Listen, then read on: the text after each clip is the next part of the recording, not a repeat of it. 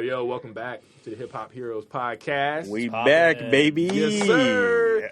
What is this, episode 5? You know what I'm saying? Something like that. We're working. That's all we're doing. No, we're working. We're working. You know what I'm saying? We got more on the way beyond this, but appreciate the patience. Shout out to all the subscribers. Hit that like button, that subscribe button. Shout out to the followers on all the platforms. Hit it or I'm pulling up. What'd you say? He said, don't worry about it. Exactly.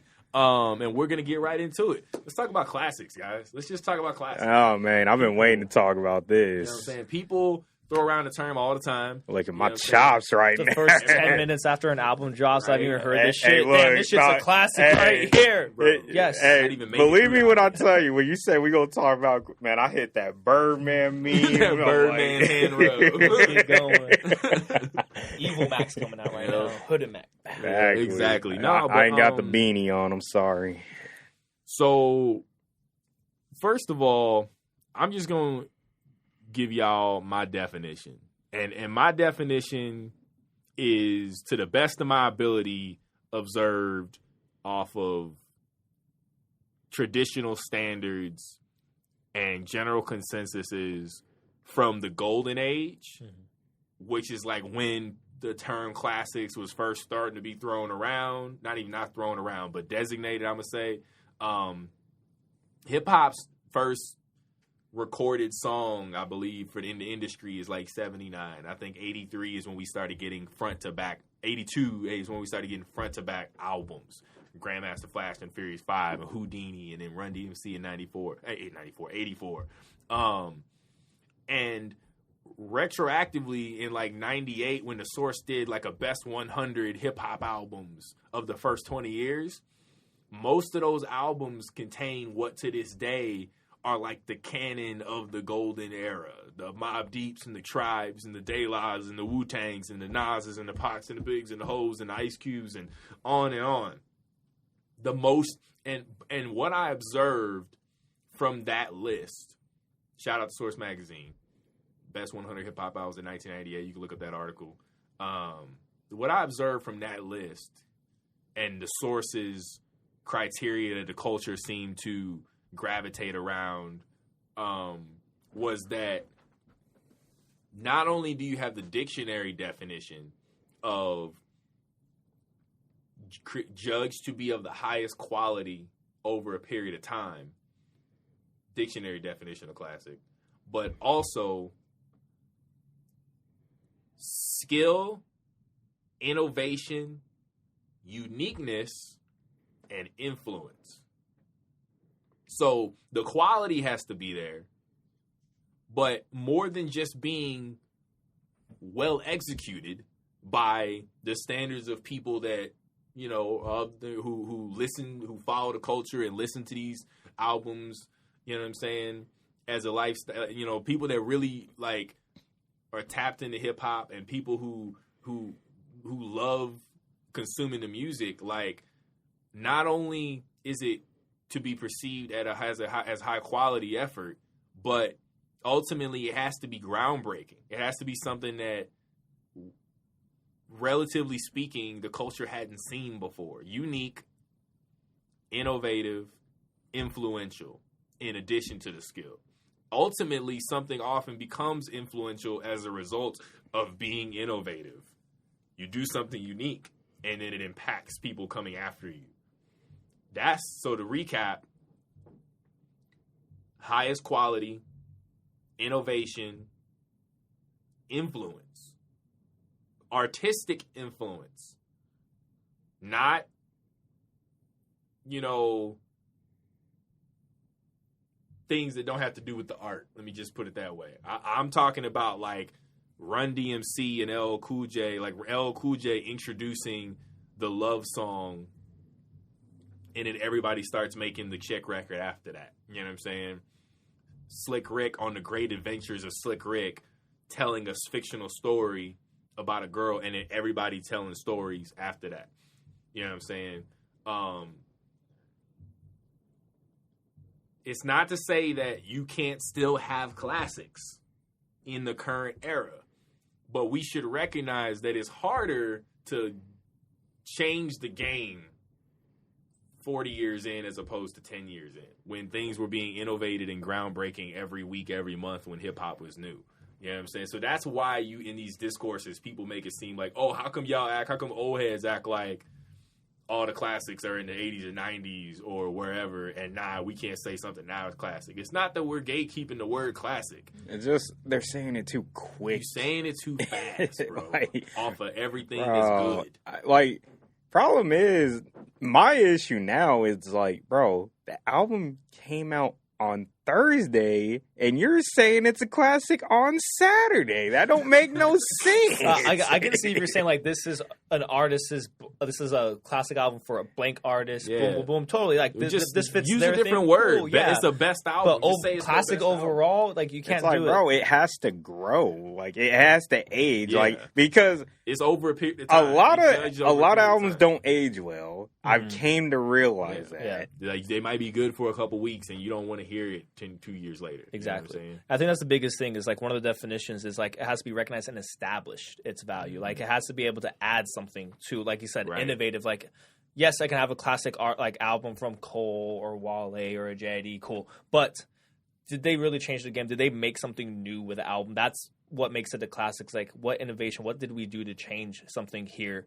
And that's to your point, like you don't really get that 40 years into the game. Not often. It's possible, but it's not. Like how it's long not has happening every month, like people try to say about. like a classics. comparison is like how long has the 3-point line been in the NBA, and Steph individually changed the game Influence. because of how great he was with Right. just that one thing. Same You thing don't when it comes to an album. You don't get a generational, groundbreaking talent every year. Like, you know like what there's I'm no saying? Steph Curry in every single Right. fucking draft. I don't care Right. how good of a shooter you are, Jimmer Exactly. Fredette. Like you're not Steph Curry. Steph is a 1 in a million. Exactly. Right. Dude, and it's the same thing with I the album. And I think Kendrick is the Steph Curry of the 2010s, just like Drake is Bron. That's why. Don't disrespect Braun like that.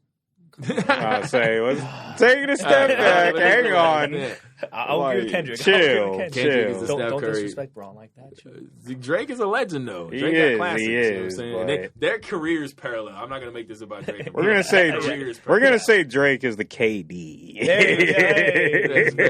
You know, he's always complaining, or crying. Yeah, but Always trying to get back into anyways, this shit. like No, facts though. yeah, but and Kendrick's bro, got classics. Good Kid, Mad City. Good Kid, Mad City set a modern standard. Yes, It was it a did. groundbreaking album, storytelling album from the West Coast that we've never seen like we've never seen And before. then a debut album at that. Yeah, and then he did To Pimp a Butterfly, which is at the time when trap is dominating, when Future and Drake and the Migos and Thug and everybody's doing trap, Kendrick goes left with a jazz fusion album, socio-political, introspective jazz fusion album covering concepts and topics that hip-hop's never touched on before. How much a dollar costs.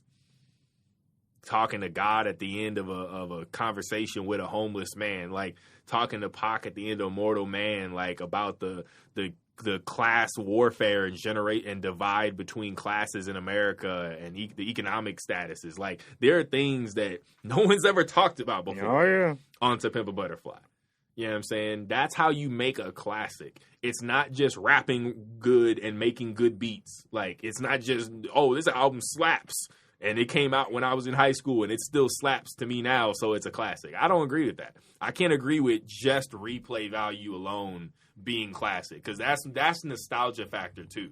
And that's affected by, that's a subjective cause and effect, in my opinion. Mm-hmm. So it's like, that's something like favorite album, but not classic just because it sounds good to you years later. You have to look at what it actually did. Essentially, you have to have frame of reference. You have to have context. You have to have something to compare it to. Mm-hmm. You know what I'm saying? So if you only listen to Nicki, you know what I'm saying, and you've never heard, you know, anything else in hip hop in the 2010s, or if you only listen to J. Cole, you know what I'm saying? I've seen people say Born Center and KOD are classics. And as much as I like every single Cole album, I'm basically a Cole stan, whatever you want to call it. I don't know what those albums changed about hip hop. The only one I could fight for would be maybe 2014. Yeah, And that's Forest Hills Drive. And that's yeah. just more so because of kind of like the no features. There's it's like what more than artists. that. Just the first thing that pops in my head Yeah, is, sure. hey, what artist does this? Oh yeah, and I mean with Cole, I always argue. I think Born Sinner is still his best. That's my work. personal. That's my personal best, favorite. And personal best and classic aren't the same. Yeah, exactly. That's why it's like you got to. Sometimes someone's personal best is right. classic. Some people say For Your Eyes Only is his best, but but there's a difference though. That's an opinion. Right.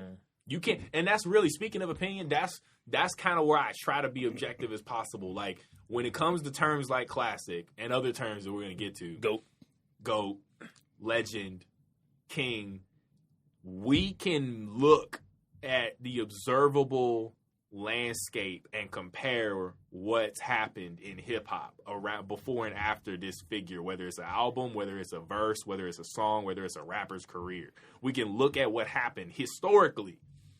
And that's objective. That's not personal. You know what I'm saying? And that's, to me, and a lot of people feel like, oh, you know, why won't you just let people and like what they like? And why wouldn't you just... It's culture, bro. It's culture. You know what I'm saying? Hip hop is you know, a culture that saves lives, and it should be gatekept. It should be curated. It should be cultivated. Well, it should be cared for. Well, let me say this too: with the people that argue, why can't you just like what you like? You can, right? No one's stopping you. You can't get mad when somebody has a rebuttal to what you said, and also too, you can't get mad. You shouldn't take exception to someone trying to draw a difference between your personal preferences versus throwing around declarative statements like, this person's the best ever, this person's the greatest ever, this person dropped a classic. A classic is a cultural watershed moment. It's important to people in real life. You know what I'm saying? It's not just like, it's like it matters on a cultural level. It's not like 808s and Heartbreaks. You know what I'm saying? That birthed like whole aspects, you know, that's different. You know what I'm saying? Like, and that to me is something I try to stress on my platform when it comes to all the terminology. Just be considerate with how you talk about hip hop, in my opinion. I try to be, so I kind of hold other people to that standard. Oh, yeah. Or, you know what I'm saying? Better yet, I got one for all the TikTok kids that just got into rap and hip hop like 2 years ago. Look, I personally like the dude, but I'm very honest when I talk about it. Logic does not have a classic album. No, he doesn't. If anything, his mixtapes are better than any of his albums. Those aren't classic. Exactly. I'm sorry. Like, it's just the truth. He has good mixtapes, and then he has... Exactly. But it's like, come on now. After that. Go listen to more rap and hip-hop, and then I think the big thing is, it's like, one, talk about gatekeeping.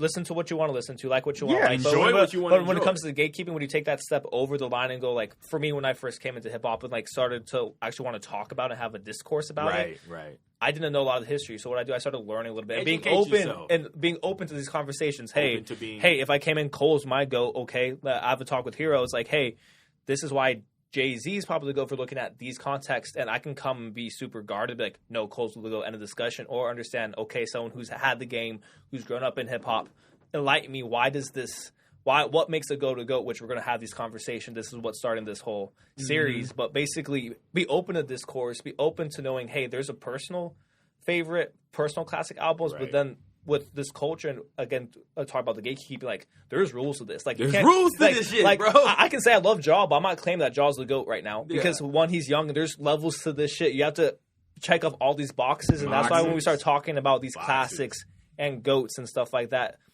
who has checked off these boxes, who has done it well and consistently over time, then that starts lowering all these lists and stuff. Right. Then it starts narrowing down, it starts putting context, and you start seeing the list form, and you're like, oh, this person...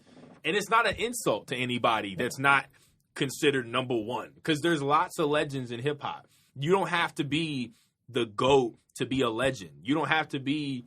You know what I'm saying? There's more than one spot. People feel like every rapper that's dope, they be like, oh, he's GOAted. He's a GOAT. You skipping over legend. You got to become a legend first, bro. You got to do something, and that's the next topic. You got to do something extraordinary to be legendary. That's the definition of legendary, both in and out of hip hop. Before we segue to legends, though, excuse me, some classic albums. You know what I mean? Some era-defining albums. For example, Paid in Full by Eric B. and Rakim, 1987. Rakim elevated lyricism on a technical level. Internal rhyme schemes and flow were accelerated to a level they'd never been, and it took rappers from like rhyming and landing on the beat with like a punchline type flow to the ongoing chain link, like it's something that Rakim did that elevated the craft that everyone after had to essentially emulate, or they didn't even sound good anymore. You know what I mean? Like Rakim revolutionized lyricism with Paid in Full and Follow the Leader in 87 and 88. You know what I'm saying? Ice Cube, rather, let's take it back. You know, The Chronic with Dr. Dre. You have G-Funk being born. Taking the Parliament and Funkadelic samples and combining with gangster rap and forming a new subgenre of funk music and street talk that had never been done before. Like, in a front-to-back album that is also extremely replayable, that has no skips, that's all these things. It's a great album, but more than just being a great album, it had never been done before, and ultimately it opened up a subgenre that Dogg Pound and Snoop Dogg and Warren G and all these other West Coast artists, eventually Nipsey and YG and Kendrick and all these other people would continue to build on. What's up? That's an RP Nip. Yeah, RP Nip. Like, you know what I'm saying? Like, you don't get Victory Lap from Nipsey without The Chronic. That's all right. It's a great album. I could argue another classic. You know what I'm saying? Commons B. Common B. Reason why? It displays perfect curation with songs. I mean, for one, you listen to that album, if you have not yet, you'll notice every song flows perfectly into the next. Like the transitions just And it got even better when they put The Food, the live version that they performed on the Chappelle Show. Mm-hmm. It got even better. Shout out Chappelle. Yes, sir. So that's always one I recommend for people in terms of classics. Essential. And Kanye snapped with Dilla sprinkling his magic on a couple of beats. But Kanye, he did a completely new, original, soulful sampling technique on B. That's a big part of it. And that's understanding, too, like, in technical beat making and sampling techniques, like, and the differences between how they come to fruition, which is something I'm still learning, and I'm learning all the time. Like, you can designate certain classic albums by the techniques and the skills that are elevated from the production standpoint that ultimately influences other beat makers afterward. Like, Kanye talks about how, you know, he got his sampling techniques from RZA of the Wu-Tang Clan. You know what I mean? Like, obviously everybody knows RZA, but like, it's just it creates a lineage and it creates a family tree. And that's also a good time to start bringing up these terms for, you know, legends. There's facts. No, facts. And that's another point too, because that's how you become a legend.